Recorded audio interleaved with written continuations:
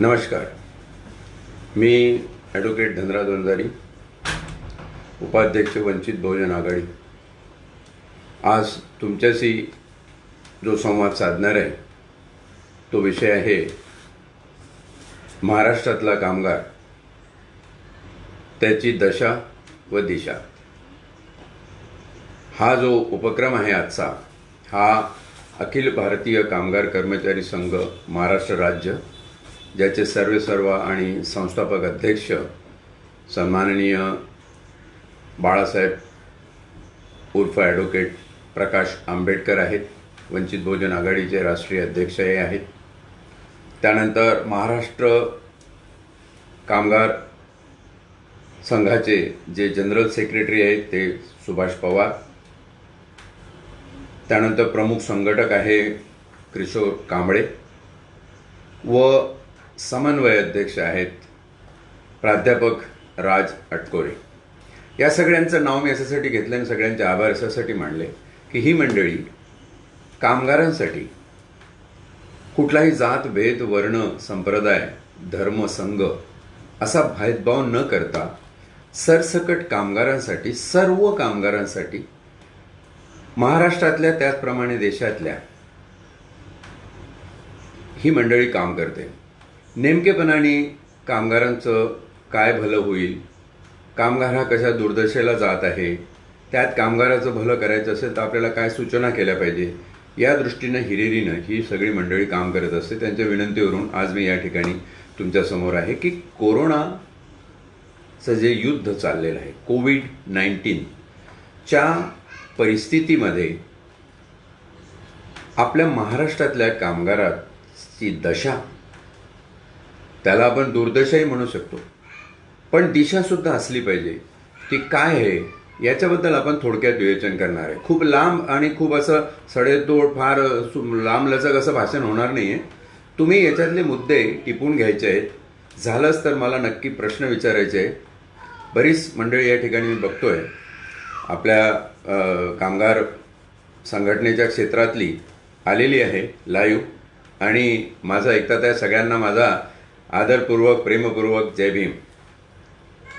मंडळी, कामगारांचं भलं कसं व्हावं हे ज्या देशामध्ये लोकशाही आहे, परंतु ही कॉर्पोरेटोक्रसी आहे, भांडवलशाही पद्धतीची लोकशाही आहे, त्याच्यामुळं कामगारांचे प्रश्न हे फार काही व्यवस्थित जसे सोडवले गेले पाहिजे तसे सोडवले जात नाही.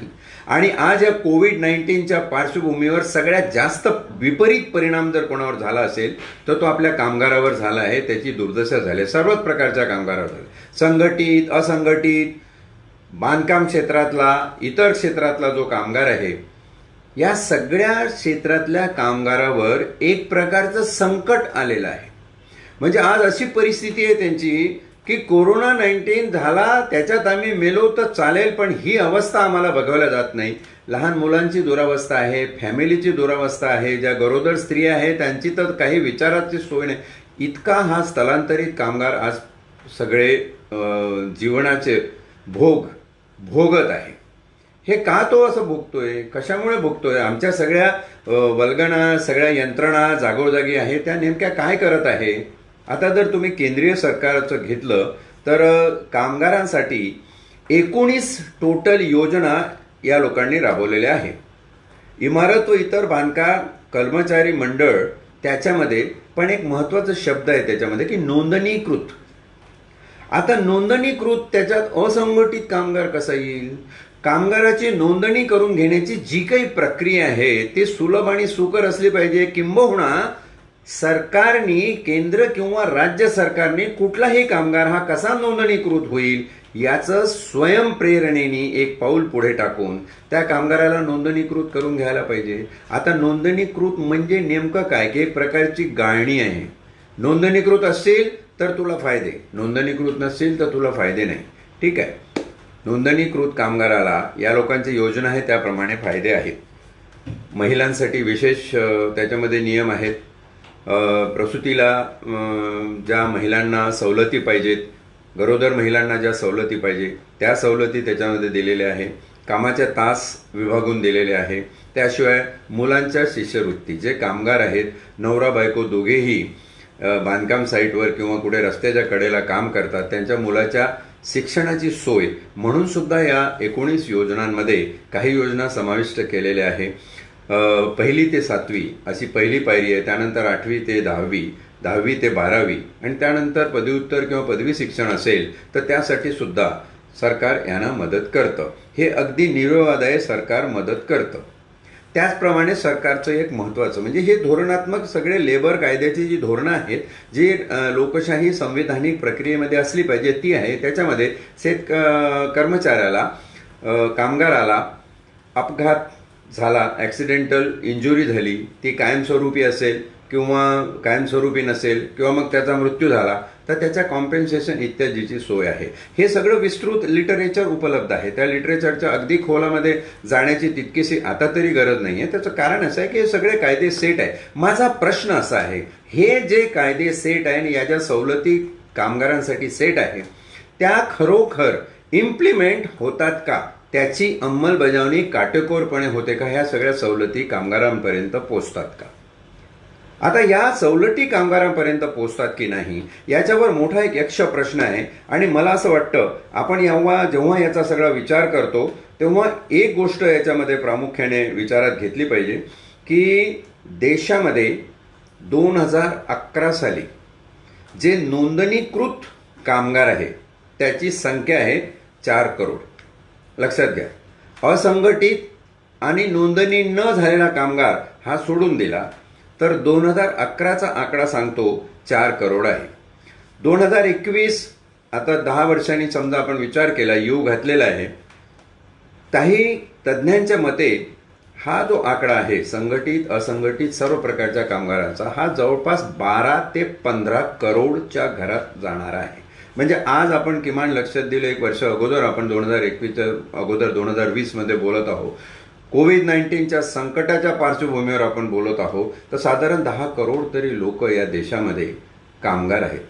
या 10 करोड लोकांपैकी 9 करोड लोक हे स्थलांतरित कामगार आहेत. या कोविड-19च्या संकटावर जेव्हा तुम्ही मायबाप सरकार लॉकडाऊन लावलं तेव्हा या करोडो कामगारांचा विचार केलाय का की हे कामगार कुठून कुठे आले. प्रत्येक राज्याकडे नोंद आहे, किंबहुना ती असली पाहिजे असा कायदेशीर प्रघात आहे की तुमच्याकडे किती परराज्यातले कामगार आलेले आहे, कुठे कुठे राहतात आहे. आणि या सगळ्या कामगारांचा जर तुम्ही आढावा घेतला तर हे कामगार, त्यांना जर एक 48 तास 72 तास तुम्ही दिले असते, गाड्या घोड्यांची सोय उपलब्ध करून दिली असती, हे स्थलांतरित होऊन त्यांच्या गावी गेले असते, त्यांच्या घरी गेले असते. तिथं किमान पक्षी त्यांच्या खाण्यापिण्याचा, त्यांच्या उपचाराचा, त्यांच्या तपासणीचा, कोविडच्या तपासणीचा काहीतरी व्यवस्था त्या लोकल याच्या पुढे करता आली असती. मुंबईसारख्या शहरामध्ये ज्या पद्धतीने आज आकडे वाढत आहे, अतिशय भयावह असे आकडे वाढत आहे. हे आकडे ह्याच्यात कोण आहे तो सगळं, उच्चभ्रू किती लोक आहेत. 1-2 लोकांच्या न्यूज येतात आणि त्याही न्यूज येतात त्या राजकीय लोकांच्या. आता राजकीय नेते, त्यांना जर लागण झाली, मग ते आव्हाड असो की आपले चव्हाण असो, नांदेडचे अशोकराव चव्हाण असो, एकंदर आज मला एक फोन आला होता. तेव्हा त्या फोनवर त्या मुलाने विचारलं की हे मुख्यमंत्री होते, आता मंत्री आहे, ते आव्हाड साहेब पण मंत्री होते, म्हणून यांच्या तपासाची, यांच्या आरोग्याची, यांच्या उपचाराची एक वेगळी व्यवस्था असते. आता कुठून तरी बातमी आली पेपरमध्ये की चव्हाण साहेबांना लीलावतीमध्ये, नांदेडवरून इकडे आणलं, लीलावतीमध्ये ठेवलं. एक सर्वसाधारण कामगाराच्या मनात असा प्रश्न येतो की जर सरकार मला काही सवलती देत असतील तर मग या सवलती मला का उपलब्ध नाही, मी का वंचित राहतो, मी का उपेक्षित आहे. आणि त्याच बाजूला दुसरा असा प्रश्न येतो की हे जे सगळे राजकीय मंडळी आहे यांचं नेमके चाललंय काय. सरकारी इस्पितळाच्या तपासणी आणि उपचार पद्धतीवर सरकारचाच विश्वास नाही आहे का. हा व्यक्तिगत वादाचा प्रश्न असल्यामुळे मी त्याच्या व्यक्तिगत वादात जाणार नाही, पण एवढं मात्र नक्की सांगेल की जेव्हा आपण राजकीय पद भूषवत असतो तेव्हा आपल्यावर घटनात्मक जबाबदारीशिवाय एक नैतिक जबाबदारी असते की आपण जनतेसमोर एक आदर्श निर्माण करून ठेवायचा असतो, आणि तो आदर्श जर अशा विपरीत पद्धतीनं होत असेल तर आपण काय संदेश देतोय लोकांना याचाही विचार करायला पाहिजे. दुसरी गोष्ट, एक जी अतिशय महत्वाचा राजकारणाचा विषय निघाला म्हणून सांगतो की ह्या एवढ्या मोठ्या संकटात सुद्धा काही उंदीर हे असे इकडे तिकडे पळत आहे की जणू काही राजकीय भूकंपाची चाहूल येणं लागली आणि ते सारखे त्या राजभवनाच्या बिळात शिरतात, तिथून बाहेर निघतात, मग कोणाच्या तरी राजकीय नेत्याच्या बिळात शिरतात, मग कुठेतरी केंद्र सरकारच्या बिळात शिरतात. हे काय चाललेलं आहे? म्हणजे तुम्हाला तुमचा राजकीय सत्तेचा जो वाटा आहे त्याच्यातला जो तुम्हाला एक खुमखुमी घमेंड आहे ती सर्वात जास्त वाटते, मानवी जीवनाच्या वरती वाटते. आणि इथला कामगार रोज मरतोय, इथल्या कामगाराची दुर्दशा झाली आहे, शेतकऱ्याला खरीप पिकासाठी पेरणीला पैसे उपलब्ध नाहीये. या योजना कशा कार्यान्वित कराव्या इकडे तुमचं लक्ष नाहीये. सरकारला विरोध करण्यापर्यंत कुठं अंगणामध्ये, म्हणजे अंगणात रणांगण. अरे अंगणात कधी रणांगण झालं का? अंगणात नुसतं फुगड्या केल्यात तुम्ही लोकांनी, आणि तुमचे फुगड्यांचे शो सगळ्या जगाने बघितलेले आहेत. काय त्याचा अर्थ आहे? किती नैतिक पातळी आमची यावेळी घसरलेली आहे.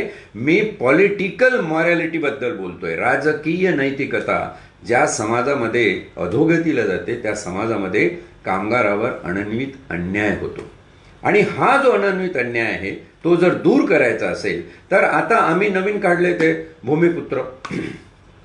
आता बरोबर आहे, इथले गेलेत लोक तिकडे पळाले. राज ठाकरे म्हणाले की असं झालं पाहिजे, ते म्हणाले की तसं झालं पाहिजे, त्यांनी नोंदणी केली पाहिजे, ते ते ते ते सगळं ठीक आहे. या वाबड्याला काही अर्थ नाही. प्रश्न असा आहे की जे मजूर कामगार मुंबई किंवा महाराष्ट्रामध्ये परराज्यातून आले होते ते आता परत गेले, ते परत येतील का? आणि मग तुम्ही भूमिपुत्राला हाक दिली की तुम्ही या. चांगली गोष्ट आहे, भूमिपुत्रांनी यावं. मी तर म्हणतो आता ते देसाई, आपले सुभाष देसाई जे बोलत होते मंत्री महोदय, त्यांनी सांगितलं की 65,000 इंडस्ट्री युनिट आहेत ज्यांना परवानगी दिलेली आहे सुरू व्हायला. त्याच्यापैकी सुरू किती झाले? 35,000 युनिट फक्त सुरू झालेले, आणि ज्याच्यामध्ये 9 लाख वर्कर आहे जे काम करत आहे. मग जवळपास 30,000 युनिट अजूनही बंद आहे. याचा अर्थ तुम्हाला 30,000 युनिट इंडस्ट्रीयल युनिट, छोटे मोठे उद्योगधंद्याचे युनिट सुरू करायला कामगार नाही आहे. आणि तुम्ही म्हणता भूमिपुत्र या. आता भूमिपुत्राची थोडीशी मानसिकता तरी बघून घ्या. छत्रपतीचं हिंदवी स्वराज्य आणि आम्ही हे आणि आम्ही ते आणि आम्ही राजे आणि आम्ही, अशा ज्या मानसिकतेमध्ये वागणारा वावरणारा माणूस आहे त्याला खरंच परप्रांतीय ज्या पगारावर, परप्रांतीय जे तास मोजून कामं करतात, काबाड कष्ट, तसे जमणार आहे का? नाही जमणार आहे. मग यासाठी सरकारची काही योजना असली पाहिजे. सरकारने, मी तर म्हणतो, सर्वात प्रथम एक प्रशिक्षणाची योजना राबवावी, आणि त्या प्रशिक्षणाच्या योजनेमध्ये सरकारने त्यांची मानसिकता बदलावी. लेबर डिग्निटी, कुठलंही काम हे कमी नसतं. आजही आपण विचार केला आणि गावापावच्या ठिकाणी किंवा इकडे तिकडे कुठं करतो पोरगा काम? डेपोमध्ये काम करतो. कुठल्या एसटी डेपोमध्ये, कुठल्या उस्मानाबादच्या एसटी, काय काम करतोय लगेच आपण विचारतो. नाही, तो आहे तिथे कामाला. शेवटी तो हे शोधूनच राहतो की तो एसटी डेपोमध्ये झाडू मारायचं काम करतो. अच्छा, झाडू मारायचं काम करतो का? असं उपरोधिक तुमचं बोलणं सुरू होतं. का? झाडू मारण्याच्या कामाला डिग्निटी नाही आहे. आंबेडकरांनी, गांधींनी सगळी सांगितलेली प्रिन्सिपल आम्ही गुंडाळून ठेवली. एक आंबेडकर जर नसते ते लेबर लॉस तयार होऊन या देशामध्ये कामगारांची जी परिस्थिती आहे, त्यांच्या कामाचे तास आहे, हे कधीही निर्धारित झाले नसते. लक्षात घ्या, ज्या देशात बेटबिगारी होती, ज्या देशामध्ये बंधुआ मजदूर, बॉन्डेड लेबर होते,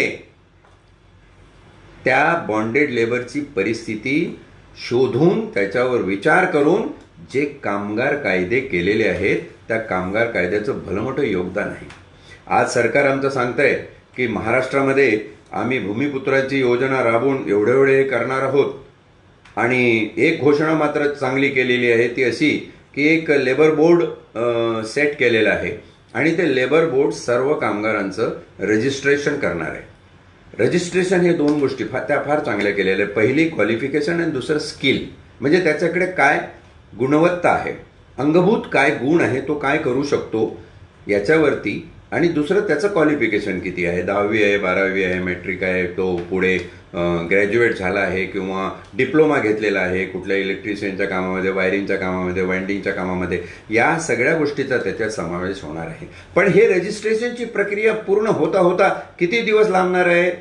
आणि अजून तुम्हाला कमीत कमी 10 ते 15 लाख कामगारांची गरज आहे महाराष्ट्राला, तुर्तास, म्हणजे ताबडतोब. जर ही आर्थिक गाड्याची आपली ही गाडी आहे आर्थिक अर्थकारणाची, ती जर पुढे न्यायची असेल तर तुम्हाला हे युनिट 30,000 राहिलेले युनिट सुरू करावे लागतील. 35,000 तुम्ही म्हणता सुरू केले, तर 35,000मध्ये सुद्धा अजून तुम्हाला 5 ते 6 लाख कामगार हवे आहेत. तिथला कामगार त्याच ठिकाणी राहून डबल टिबल शिफ्टमध्ये अजूनही काम करतोय. एवढ्या मोठ्या संख्येने कामगार खरंच भूमिपुत्र या संकल्पनेतून तुम्ही आकृष्ट करू शकणार आहात का? जर तुम्ही ते केलं तर मी तुम्हाला सलाम करतो. फार चांगली गोष्ट होईल. भूमिपुत्रांनी यावं, काम करावं. पण भूमिपुत्राची मानसिकता हा याच्यातला मुख्य अडसळ आहे, ते एक लक्षात घ्या. दुसरा एक अतिशय महत्त्वाचा अडसळ असा आहे की कामगाराला आपण पगार किती देणार आहोत. आता बघा, जेव्हा आर्थिक सुबत्ता होती कोविड-19च्या पूर्वी, बिफोर कोविड, मी तर म्हणतो आता हे जग आहे ना, दोन संकल्पनामध्ये चालणार. आपण जुने ते संकल्प before BC and AC, before Christ म्हणायचे, तसं आता ही म्हणायची वेळ आलेली आहे की before corona and after corona, BC and AC. Before corona BC काय आमचं पगाराचं स्ट्रक्चर होतं, आम्ही किती पगार त्यांना देत होतो. आज खरंच त्या कंपन्यांच्या, त्या फॅक्टरीच्या मालकाकडे तेवढा पगार देण्याची सुबत्ता आहे का? ते देऊ शकतात का? आणि जर ते देत नसतील तर त्या कामगारांनी त्याची गरिबीची परिस्थिती आहे म्हणून किमान किती रुपयावर मासिक काम करावं अशी तुमची धारणा आहे? कामगारांच्या वतीने बोलतोय, महाराष्ट्र शासनाने हे लक्षपूर्वक ऐकावं. कामगाराचं किमान वेतन हे तुम्ही संविधानिक दृष्टीने कुठल्याही प्रकारचा त्याच्यावर अन्याय न करता, कायद्याची समानता राखता, कुठल्याही प्रकारचा भेदभाव न करता, लिंगभेद न करता, जातीभेद न करता, कामाचे त्याचे तास ठरवून त्याचा मोबदला पगार एक ठरवून दिला पाहिजे.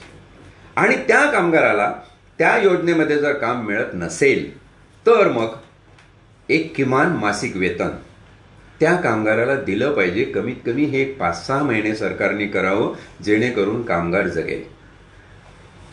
सन्माननीय बाळासाहेब आंबेडकरांनी जेव्हा सांगितलं त्यांच्या एका TV मुलाखतीमध्ये की रोयो ही जी योजना आहे, रोजगार हमी योजना, ही ताबडतोब सुरू करायला पाहिजे. जो कामगार आज शहरातून गावी गेला आहे, तिथे सुद्धा त्याच्यासाठी धान्याची कोठारं भरून ठेवलेली नाहीये. तो तिथे हातापातावर काम करूनच संध्याकाळी चूल पेटवणार आहे. त्याची चूल कशी पेटेल? आणि मग दुसऱ्या दिवशी सन्माननीय मुख्यमंत्री उद्धवजी ठाकरे यांनी सांगितलं की प्रत्येक तालुक्याला आणि जिल्ह्याला रोईओची कामं सुरू करा, रोजगार हमी योजनेची कामं सुरू करा. आणि ती त्याप्रमाणे सुरू झाली. म्हणजे कोणीतरी सांगावं तेव्हा मग तुम्हाला जाग येणार आणि मग तुम्ही करणार. शासन खऱ्या रीतीने करतं काय? आणि यात प्रामाणिकपणे प्रश्न विचारायचा वाटतो. मग ते उद्धवजी असो, अजित पवार साहेब असो, की बाकीचे सगळे देवेंद्र फडणवीसांपासूनचे सत्ता लोलूप लोक असो, सर्वच पक्षाचे, मला एक प्रामाणिकपणे प्रश्न विचारायचा वाटतो. खरंच या रयतेचा विचार करण्यासाठी तुम्ही दिवसातले किती तास खर्च करता? कामगारांचा विचार करण्यासाठी किती तास खर्च करता? आणि स्वतःच्या राजकीय षडयंत्रांसाठी किती तास खर्च करता? आपली मान शरमेने खाली जाईल असा हा अभ्यास आहे. तुम्ही बघा, स्वतःचं आत्मपरीक्षण करा. ही वेळ राजकीय कावेबाजी आणि डावपेच आणि मग ते त्याच्यामध्ये ते राजभवन आणि हे काय चाललेलं आहे? सतत त्या TV चॅनलवर हेच जणू या रयतेमध्ये, या महाराष्ट्रामध्ये कामगार नाहीच आहे. त्याच्या दुर्दशा कोणीही सांगत नाहीये. 2 मे पर्यंतची आकडेवारी अगदी ऑफिशियली माझ्याकडे उपलब्ध आहे. 2 मेच्या आकडेवारीपर्यंत आपल्याकडे फक्त 338 कोरोनाचे डेथ होते.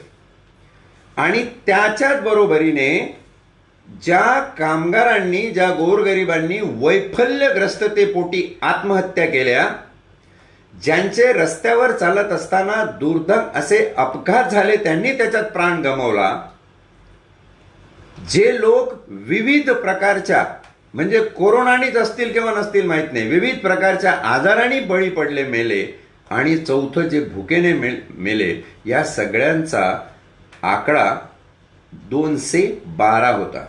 म्हणजे 338 कोरोनाचे मृत्यू आणि 212 हे असे मृत्यू जर विचारात घेतले तर 70% जनता आज कोरोनाशिवाय कोविड-19 मुळे घडलेल्या तुमच्या चुकीच्या प्रथामामुळे जीव गमवत आहे. 70% लोक. याची कोणीतरी दखल घ्या कधीतरी. याच्यावर कधीतरी विचार करा की नुसतं आपल्या राजकारणाचं भांडवल करायचं आणि जे काही आहे ते आपलं सुरू ठेवायचं. राज्यपालांना तर असं दिसतंय की या राजकीय लोकांच्या याच्याशिवाय दुसरं काही हे दिसत नाही. मला आजपर्यंत ऐकिव्यात किंवा वाचनात असं आलं नाही. वाचनात आलं तर मी सलाम करेल त्यांना की राज्य सरकारला काही निर्देश दिलेले आहे राज्यपालांनी आणि ते पार पाडून घेतलेले आहे. रोजगार हमी योजनेचं काम सुरू करा म्हणून प्रकाश आंबेडकरांना सांगायची वेळ येते, पण आमचे राज्यपाल महोदय या देशातल्या, या राज्यातल्या रयतेचा, गोरगरिबांचा, कामगारांचा, कर्मचाऱ्यांचा विचार करताना दिसत नाही. ही खरी शोकांतिका आहे. आणि ही शोकांतिका कोविड-19च्या दृष्टीने मांडताना आजचा जो विषय मी तुमच्या समोर विशद करत आहे तो हा आहे की महाराष्ट्रातल्या कामगारांची दशा व दिशा, दुर्दशा आहे त्यांची. या कामगाराच्या परिस्थितीवर आपण लक्ष केव्हा देणार आहोत? आणि लॉकडाऊनमध्ये किती लोक किती ठिकाणी अडकलेले, काही ऑफिशियल आकडे आहे हे मी तुम्हाला घेऊन सांगतो की 2011च्या नोंदीप्रमाणे स्थलांतरित कामगार म्हणजे जे मायग्रंट लेबर्स आहे, वेगवेगळ्या राज्यातून विविध ठिकाणी गेलेले, त्यांची संख्या 75 लाख होती. आज ती संख्या साधारण 3.5 करोडच्या घरामध्ये गेलेली आहे. आणि ही आकडेवारी सलीला श्रीवास्तव, केंद्रीय गृह मंत्रालयातल्या जॉईंट सेक्रेटरीने, सहसचिवाने दिलेली माहिती आहे. त्या माहितीप्रमाणे जर तुम्हाला हे माहिती होतं की एवढ्या करोडोच्या संख्येने कामगार देशामध्ये आहेत आणि हे सगळे कामगार लॉकडाऊन जाहीर झाल्यानंतर आपापल्या ठिकाणी जातील, तुम्ही असं गृहीत धरून चालला की हे 2-2, 3-3 महिने गुराढोरासारखे आहे तिथेच पडून राहतील आणि नुसत्या तुमच्या पोकळ योजना आणि तुम्ही असं सांगणार टीव्हीवर येऊन त्याची TRP चॅनलची वाढवण्यासाठी की आम्ही इतकं केलेलं आहे, तितकं केलेलं आहे. वस्तुस्थिती विपरीत आहे. लक्षात घ्या, वस्तुस्थिती फार वेगळी आहे. तळामध्ये जाऊन बघा काय परिस्थिती आहे. ह्या सगळ्या भाडोत्री आणि विकाऊ मीडिया ही हकीकत, समाजाची दुर्दशा, कामगाराची दुर्दशा आज दाखवत नाही. ही खरी यामागची शोकांतिका आहे. आणि म्हणून मला वाटतं या सर्व गोष्टीचा शासनाने साकल्याने विचार करावा आणि कामगारांचं भलं होईल असा एक नवीन प्रघात सुरू करावा. नुसतं कायद्यावर बोटं ठेवून किंवा कायद्यात असं सांगितलेलं आहे, हा कायदा आमचा असं हे करतो, ह्या त्याच्याप्रमाणे केलेलं आहे, त्याच्याप्रमाणे केलेलं आहे, असं काही करण्यामध्ये उपयोग काही नाही आहे. महाराष्ट्रात कामगारांचं रजिस्ट्रेशन झालं पाहिजे. सर्वात वाईट दुर्दशा आज असंघटित कामगाराची आहे. हा बांधकाम क्षेत्रातला कामगार आहे. सगळे बिल्डर जे एक जात क्रिमिनल आहेत, कॉन्स्पिरसी करून लोकांना लुटतात वेगवेगळ्या प्रकारे, त्या सगळ्या लोकांना माझी विनंती आहे, तुमच्याकडे जे कामगार आहेत त्या कामगारांची यादी, लिस्ट तयार करा. त्यांच्याकडे असंघटित कामगार हे 80% आहे. रजिस्टर्ड कामगार फार कमी आहेत. असंघटित कामगार खूप आहे. त्या असंघटित कामगारांना तुम्ही रस्त्यावर सोडून दिलं. काम नाही, तिथं साईट बंद पडली, पुढचं काही होणार नाही, ते कामगार जातील कुठे? या कामगारांचा प्रश्न आपल्याकडे भेडसावणार आहे.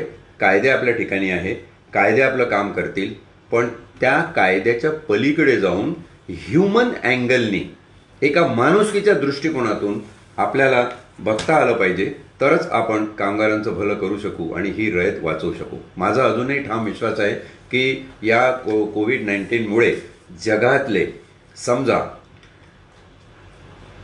20-25 लाख अब्जोधीश बिलियनरी मेलेत किंवा कमी झालेत त्यांच्या संख्येने. ते मरणार तर नाहीच, सगळ्या सुखसोयी आहे. आज हीच कोविड-19ची अधोगती आहे. ज्याच्याकडे सुखसोयी आहे तो सुखरूप आहे, ज्याच्याकडे काही सोय नाही आहे त्याला मरणाशिवाय पर्यायच ठेवला नाही आहे. ही परिस्थिती आपण बदलली पाहिजे. केईएम सारख्या ठिकाणी जेव्हा जाऊन बघितलं की त्या समोरचा जो ब्रिज आहे त्या ब्रिजला पालं लावून दोन्ही बाजूला त्या ठिकाणी बेड टाकलेले आहे रस्त्यावर, तिथे लोक झोपवलेली आहेत, तिथे पेशंट आहेत. सडा पडलेला आहे नुसतं पेशंटचा. हा पेशंटचा सडा उद्या प्रेताच्या सळ्यामध्ये परावर्तित व्हायला वेळ लागणार नाही. ही काही भयावह स्थिती किंवा मुद्दाम काहीतरी येऊन बोलायचं आणि खोटं नाटं सांगून कुठंतरी कोणाच्या भावना हे कराय उद्दीपित करायचं असा अजिबात हेतू नाही आहे माझा. जर असं असेल तर त्याची शिक्षा भोगायला मी तयार आहे. पण लक्षात घ्या, ही वस्तुस्थिती आहे. याचं दुर्दम्य चित्रण आज आमचा भाडोत्री मीडिया दाखवत नाही. का दाखवत नाही हेही प्रत्येकाला माहीत आहे. आमच्यासारखा एखादा माणूस, प्रकाश आंबेडकर सारखा एखादा माणूस ओरडून सांगतो, त्याला कोण ऐकतं, त्याला कोण बघतोय, असं म्हणून तुम्ही आमची गणना करता. ही सगळी पापं आज तुम्ही जे करताय, लक्षात घ्या राजकीय मंडळी, तुम्ही हे जे सगळी पापं करताय ही येणारी पिढी या महाराष्ट्रातली भोगणार आहे. कमीत कमी त्यांचा विचार करा. हे महाराष्ट्र राज्य आहे, हे छत्रपतींनी स्थापन केलेलं राज्य आहे. फुले आंबेडकर शाहूंच्या पुरोगामी विचारांनी सिंचन झालेलं हे राज्य आहे. या राज्यामध्ये ही दुर्दशा शोभनीय नाही आहे कोणाला.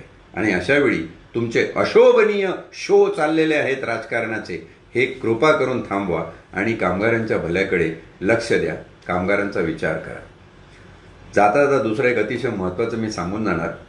कारण कामगार कायद्याच्या दृष्टीनं कामगारांना चिरडण्यासाठी जो प्रकार यूपी सरकारने केला, योगी सरकारने जो प्रकार केला, तो प्रकार अतिशय कडक शब्दामध्ये निंदनीय आहे. मी धिक्कार व्यक्त करतो त्याचा. आणि त्यांनी ज्या काही पद्धती लावल्या, त्यांच्या राज्यातले 35 लेबर लॉज त्यांनी डिलीट केले. कसे काय लेबर लॉ डिलीट केले? ही लोकशाही आहे की एकाधिकारशाही आहे? ओ महाराज, हे एकाधिकारशाहीच आहे, त्याचं प्रतीक आहे. कशी काय एकाधिकारशाही आहे? ILO, इंटरनॅशनल लेबर ऑर्गनायझेशन बरोबर भारताचं कन्व्हिनियंट साईन आहे, करार आम्ही साईन केलेला आहे. त्यामध्ये किमान कामगारांचे तास कामाचे, त्याचं वेतन, त्याच्या सुखसोयी, त्याचं आरोग्य, त्याची राहण्याची सोय, त्याच्या मुलांच्या शिक्षणाची सोय, या सगळ्या गोष्टी ज्या मानवीय दृष्टिकोनातून ग्राह्य आहेत त्याचा विचार करून आपण त्याच्यावर सह्या केलेल्या आहेत. असं असताना तुमच्या एका राज्यातला एक मुख्यमंत्री जणू काही अराजकमय परिस्थिती निर्माण झाल्यासारखं 35 लेबर कायदे रद्द करून टाकतो. मी तर म्हणेल, तुमच्यात जर छाती असेल खरंच 56 इंचाची मोठी, तर तुम्ही तिथं राष्ट्रपती राजवट आणा ना. यूपीमध्ये, महाराष्ट्रामध्ये राष्ट्रपती राजवटीची चर्चा सुरू, रोज चर्चा सुरू झाली. का? कारण तुमच्या मनासारखं, म्हणजे तुमचे खाबोगिरीचे सगळे धंदे बंद झालेले आहेत. म्हणून कुठेतरी राजकीय पराभव हा तुमच्या वर्मी लागलेला आहे. त्याचा वचपा काढण्यासाठी, बदलाचं राजकारण करण्यासाठी तुम्ही जणू जन्माला आलेला आहात. तुम्ही कल्याणकारी राज्याचे राजे म्हणून घ्यायला लायक नाहीत. जनकल्याणकारी राज्य जर तुमच्या डोळ्यात असेल तर तुम्ही खरंच जणांचं कल्याण करा. हे जन तुम्हाला राजा करतील, तुम्हाला राजे म्हणून डोक्यावर घेतील. पण तुमचा मार्ग वेगळाच आहे. राजे म्हणून यायचं, मग जनतेच्या बोकांडी बसायचं आणि त्यांना सांगायचं की मी पुन्हा येईल, पुन्हा येईल, नाही तर तू म्हणशील तसं तुला हे करेल, सांग तू काय तुला पाहिजे ते. हे सगळं आपण जेव्हा विचारात घेतो. आता देवेंद्र फडणवीसांनी अलुतेदार बोलुतेदार त्यांच्या पोस्ट, अरे अलुतेदार बोलुतेदार कधीतरी तुमच्याशी संबंधित होते का? तुम्ही लोकांनी 1872 साली क्रिमिनल ट्राईब्स ऍक्ट करून या रयतेतले सगळे गोरगरीब गुन्हेगार आहेत असं संबोधले.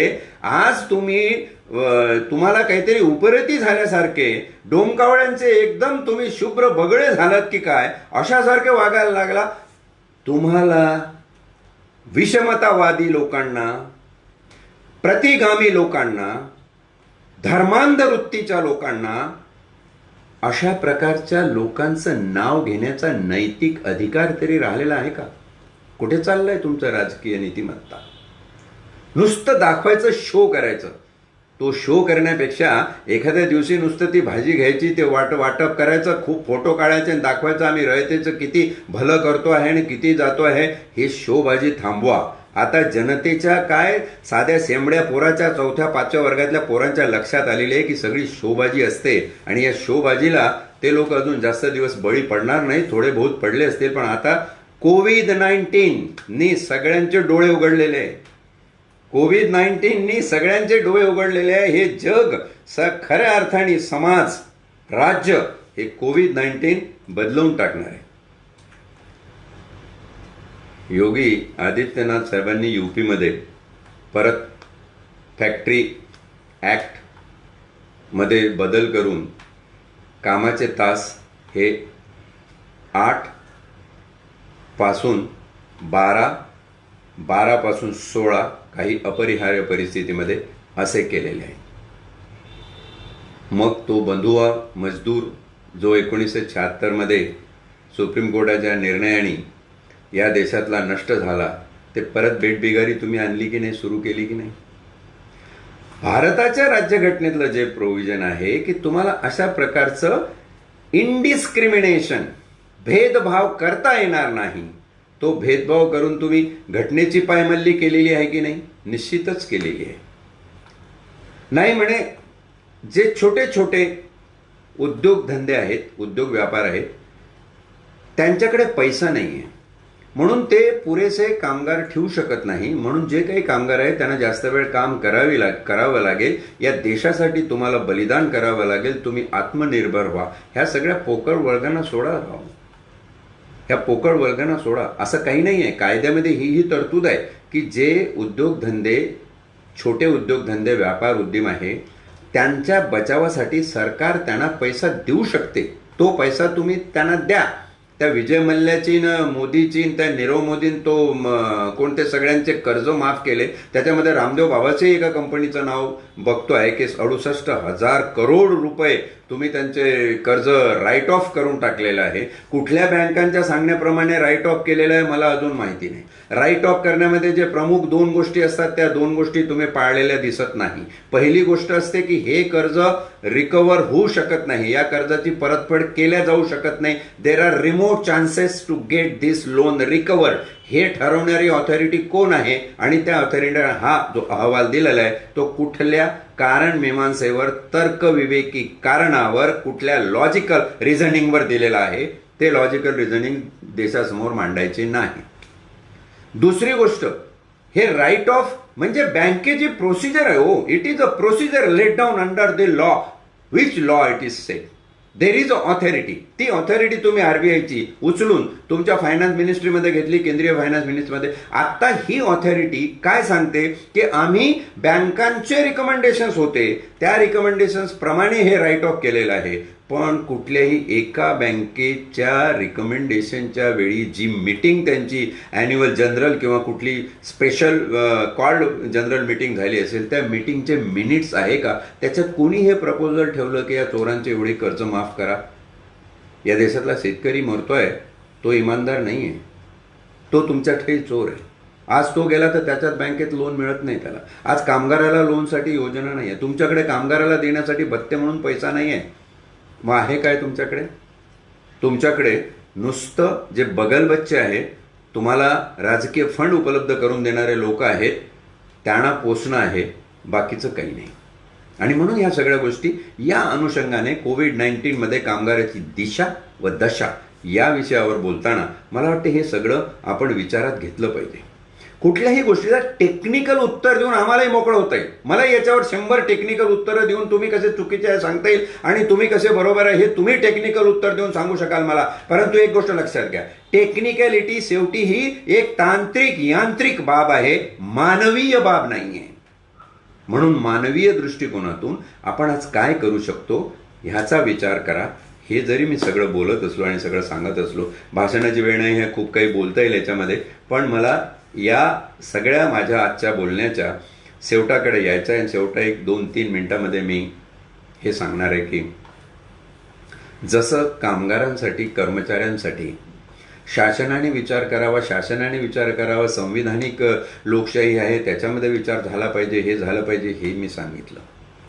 पण माझ्या कामगार आणि कर्मचारी बंधूंनो, तुम्हाला हात जोडून माझं म्हणणं आहे,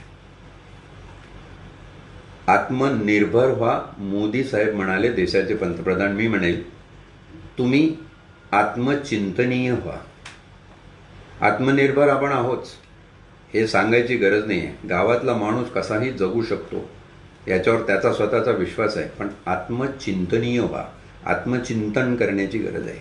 आणि ही आत्मचिंतन करण्याची गरज काय आहे माझ्या कर्मचारी आणि कामगार बंधूंनो? एक गोष्ट लक्षात घ्या की आज ही वेळ आमच्यावर का आली. कोविड-19 हे जगावर आलेलं संकट आहे, पण इथे भारतामध्ये इथली सामाजिक, आर्थिक, शैक्षणिक, धार्मिक परिस्थिती लक्षात घेता आज आमच्यावर ही परिस्थिती का आली याचा जर आपण विचार केला तर तुम्हाला दिसेल की जे शासन, जे प्रशासन आम्ही म्हणतो ते आमचं नाही आहे. इथे प्रशासन एका विशिष्ट जाती धर्माचाच राहिलेला आहे. महायुतीमध्ये महाराष्ट्राचे त्रिशंकू 3 पक्ष जरी दिसत असले तरी त्या पक्षाची बॉटम सिल्वर लाईन जर बघितली तर ती एका समाजाचे 288 पैकी 173 आमदार आहेत आणि म्हणून त्यांचंच हे सरकार आहे.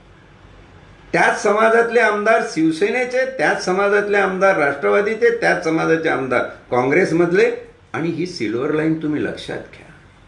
हे गोरगरिबांचं, वंचितांचं, जे सत्तेपासून लांब राहिलेले आहेत, पिढ्यानं पिढ्या ज्यांचा उद्धार झालेलाच नाही, फक्त त्यांच्या उद्धाराच्या घोषणा झालेल्या आहेत, असे लोक हे नेहमी बाहेरच राहिलेले आहे. कामगार बंधूंनो, वंचितांनो, या महाराष्ट्रातल्या सर्व वंचित घटकांनो, त्याच्यामध्ये ओबीसी असतील, मायक्रो ओबीसी असेल, मागासलेले असतील, दलित बांधव असतील, मुस्लिम असतील, आदिवासी असतील, सर्वांनी हा विचार करायचा आहे की सत्ता ही तुमची दिसते वर करणी, ती खऱ्या अर्थाने तुमची नाही आहे. आणि खऱ्या अर्थाने तुमची सत्ता का नाही आहे? तुमची संख्या काय कमी आहे का? आत्मचिंतनीय बाब आहे म्हणून सांगतो. आत्मचिंतनीय बाब, सत्ता आमची का नाही? आणि आम्ही वंचित किती दिवस, पिढ्यानं पिढ्या अजून वंचित लोक असतात. अरे काय तुम्ही वंचित, त्यांना पटवून देतो आम्ही वंचित का. हे कधी बदलणार आहे? ज्या डॉक्टर बाबासाहेब आंबेडकरांनी एका माणसाला एका मताचा अधिकार दिला, का दिला? त्यावेळी सुद्धा खूप लोक, खुद्द महात्मा गांधींचं हे म्हणणं होतं की ज्या सावकाराकडे, ज्या जमीनदाराकडे, ज्या मोठ्या शेतकऱ्याकडे जेवढे कामगार असतील त्या शेतकऱ्याला, त्या कामगारांची संख्या एवढा मतदानाचा अधिकार द्यायला पाहिजे. आज तसंच नाही का वाटत? आंबेडकरांनी केलेल्या प्रयत्नांनी एका माणसाला एक, जेव्हा ब्रिटिशच्या लर्नेड लोकांनी आंबेडकरांना विचारलं की तुम्ही एवढे आग्रही का हो? नाहीतरी त्या माणसाला लिहिता वाचता येत नाही, तो अनपढ आहे, त्याला स्वतःच्या अस्तित्वाची जाणीव नाही आहे आणि तुम्ही त्याच्यासाठी मताचा अधिकार मागताय. जे लोक शिकलेले आहे, जे लोक समजदार आहे, ज्यांना आपलं अस्तित्व आणि त्यांचे अस्तित्व कळलेले आहे, त्यांना तो अधिकार द्या. आंबेडकर म्हणाले, हा मी एका मताचा एका माणसाला अधिकार एवढ्यासाठी मागतोय की त्याला या अधिकाराने मी माणूस आहे याची जाणीव निर्माण होईल, त्या जाणीवेतून त्याचं अस्तित्व साकारेल आणि तो कधीतरी आपल्या अस्तित्वाला न्याय देईल. कृपलानी साहेब घटनापीठासमोर हसले होते. बाबा साहब, ये आप क्या कर रहे हो? आपके लोग इतने माजूर, इतने गरीब हैं, इतने पुअर कंडीशन में रहते हैं कि उनका वोट वो लोग 4-5 6 आने को बेच देंगे. आलं का लक्षात? मी काय बोलतोय त्याचा इशारा लक्षात आला का माझ्या बंधू भगिनींनो? आज म्हणून प्रशासनात तुमची लोक दिसत नाही. मला दिवसातले 4 फोन तरी येतात. अमुक ऑफिसमध्ये गेलो, त्या ऑफिसमध्ये आमचं कोणी ऐकत नाही, रायटिंगमध्ये दिलं कोणी बघत नाही, काही नाही. त्या प्रशासकाला त्याचा जो राजकीय बॉस आहे त्याची बांधिलकी महत्वाची आहे. आणि राजकीय बॉस हे एका विशिष्ट याचे असल्यामुळे ते नुसतं योजना पेलतात, तुम्हाला योजना सांगतात, पण ऍक्च्युअली त्या योजनाची अंमलबजावणी होऊन तिथपर्यंत ते पोचतं का? नाही पोचत. या देशातला पंतप्रधान एकेकाळी राजीव गांधी सारखा म्हणायचा की केंद्र सरकारचे 100 रुपये जर गरिबासाठी गेले तर तिथपर्यंत पोचता होता 1च पैसा जातो. फार मोठी दुर्दैवी बाब आहे ही. हे कशामुळे आलेलं आहे की आम्ही आमचे हक्क फोडतोय. ज्या हक्कांना आम्हाला डॉक्टर बाबासाहेब आंबेडकरांनी, ते आम्ही हक्क कुठं विकले का? थोडंसं आत्मपरीक्षण तर करा, थोडंसं बघून तर घ्या विकले की काय. आणि खरंच जर आम्ही ते विकले असतील तर आम्ही आजच्या दुर्दशेला आमची ते विक्री कारणीभूत आहे याचा विचार करणार आहोत का नाही, हा भला मोठा प्रश्न आहे. शासनावर तासेरे ओढायला मिळणार नाही, परंतु त्याच वेळी मी तुम्हाला आत्मचिंतन करायला लावेन. त्याच वेळी मी तुम्हाला आत्मचिंतन करावं लागेल. आणि म्हणून आज ही बाब तेवढ्यासाठी महत्वाची आहे. जे आंबेडकरांनी आम्हाला दिलं होतं, जी लोकशाही दिली होती, ती कदाचित आम्हीच तर आमच्या हाताने संपवली नाही, हाही एक भाग आहे. म्हणून सर्व कामगारांना मी विनंती करतो, शेवटची, तुम्ही एकजूट व्हा, तुम्ही काम करा. या महाराष्ट्रामध्ये देशाला पोचण्याची ताकद आहे. मुंबई ही देशाची आर्थिक राजधानी उगाचच झाली नाही, ते तुमच्या श्रमामुळे, कष्टामुळे झालेली आहे. तुम्ही परत कामाला लागा, परत जोमाने काम करा. अर्थकारण या महाराष्ट्राचं घसरलं असेल तर ते आपण परत रुळावर आणू. तुमच्यात हिंमत आहे, तुमच्या मनगटात ताकद आहे. फक्त मनामध्ये कमजोरी ठेवू नका. मनामध्ये आत्मचिंतन करून ही दुर्दशा तुमची झाली त्याच्यातून कसं बाहेर पडायचं त्याचा विचार करा. एक दिशा आज तुम्ही ठरवा, म्हणजे तुमची येणारी पिढी उद्या त्या दिशेने पुढे जाऊ शकेल. म्हणजे तुमच्यासारखी दुर्दशा त्या पिढीची होणार नाही.